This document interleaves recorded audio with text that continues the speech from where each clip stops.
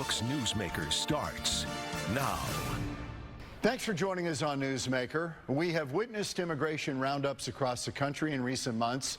The Trump administration prioritizing people here illegally who have committed serious crimes. But caught up in some of these raids, people who have broken the law of entering the country illegally or maybe overstayed their visas, but not necessarily people with serious criminal histories. So the question is, and we're going to try to get some answers tonight, what are the rules surrounding these actions by ICE, Immigrations and Customs Enforcement? Josh Kolsrud is a criminal defense attorney, former federal prosecutor, about the rules of the road when it comes to these ICE raids. Josh, thank you for joining us. Thank you for having me. Let me go right through a couple of things, and this is from the Immigration USA website. And I was looking through ACLU and other immigrant activist websites. I was amazed at how much they preached compliance. I expected it to be much more resist, don't give them anything. Quite to the contrary. And the reason why the organizations like the ACLU and others are advocating, peacefulness, so to speak, is because if you give the government an opportunity to arrest you, they will.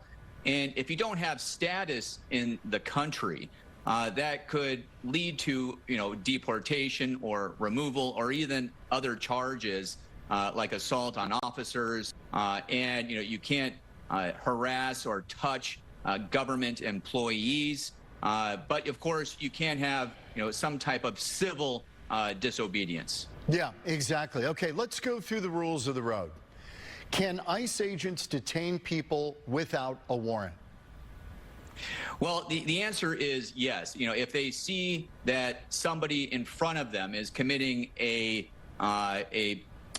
border crime, like an immigration crime or a drug crime, and they have probable cause that this person is doing something illegal for those types of crimes in front of them, they can absolutely do so. Otherwise, they do need a warrant. And in order for ICE to come into a building, for instance, they need more than just a warrant. It has to be what's called a judicial warrant, signed by a judge, not an administrative warrant. So, what we've been counseling our clients in these situations is that if an ICE agent comes to their front door, they are, the people inside the house are permitted to ask the ICE agent, for a copy of the warrant first before opening the door.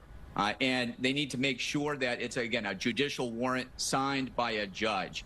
But if the ICE agent does have a judicial warrant, they can properly arrest anybody that is on the warrant itself. Josh, what if there's criminal activity suspected within that house? Can the ICE officers bust in? That's a good question. So if there are exigent circumstances, meaning that if they don't burst into the door, there's going to be some sort of destruction of evidence, they certainly are permitted to do so in limited circumstances. Just to clear this up, because people talk about this all the time, simply entering the country, that is a crime. Well, it depends. Now, anybody entering the country has to do so at a port of entry. So if you're coming across by land, you have to come through. Like in Arizona, we have 5 ports of entry. You can come through, Nogales. You can come through Yuma. There's various other ones. Sure. If you do not come across, if you don't cross through the port of entry, that is illegal entry, despite whether or not you're an illegal alien or a U.S. citizen. You have to go through the port of entry. Okay, and if you've entered the country illegally, that is a crime. Yes, if you do not have status and you are present in the country, it is a status crime. It's the equivalent to trespassing. You don't have permission to be on somebody's property. That person gave you notice that you weren't supposed to be there. They can call the police for trespassing. Got it. Okay. That's what this is in a nutshell. Okay. Can ICE agents wear face coverings or masks? Absolutely. ICE agents are permitted to protect themselves or wear any covering on the face they want. Now, that doesn't mean that their actions are not reviewable, because once they make an arrest, their names go on what's called ROIs, reports on investigations, just a fancy word for a police report, and we'll know what their name and badge number is, and we'll be able to scrutinize, the lawyers will, whether their actions were lawful or not. Do you think it's justified for them to cover their face because they're worried about recrimination, scrutiny from other people, and that threats have been, we've had this documented where people are being doxxed, their family threatened. This is a lot of the reason why these agents are wearing masks. It's a public safety issue for the individual agencies, and they've determined, because of the level of acrimony that some sections of the public has for this particular law enforcement agency, that they have to protect their agents. And in their judgment, and I'll defer to them, that's the best thing that they can do. And it's not a standard law enforcement practice to wear a covering over your face. But in this case, because of the heightened angst over all of this, it's okay.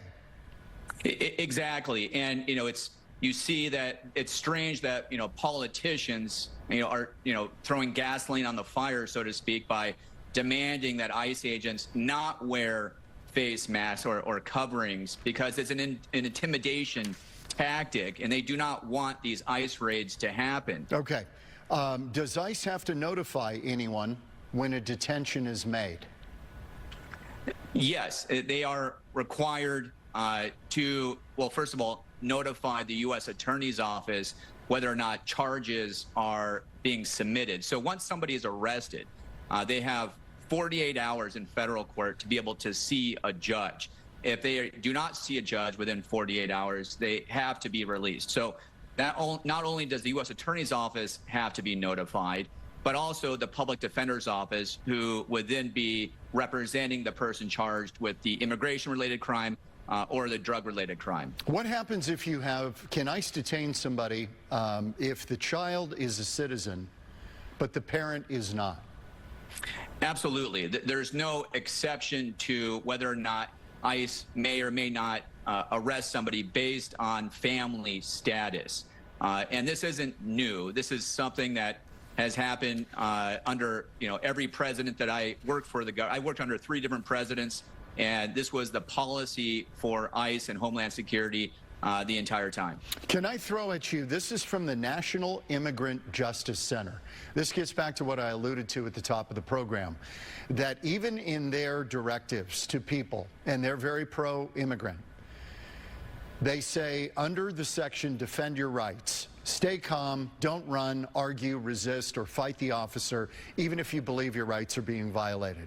Don't lie about your status or provide false documents. If you are a U.S. citizen, have lawful immigration status, show your passport, legal permanent resident card, work permit, or other documentation of your status. If you're over age 18, they're advising you carry your papers with you at all times. Is that onerous?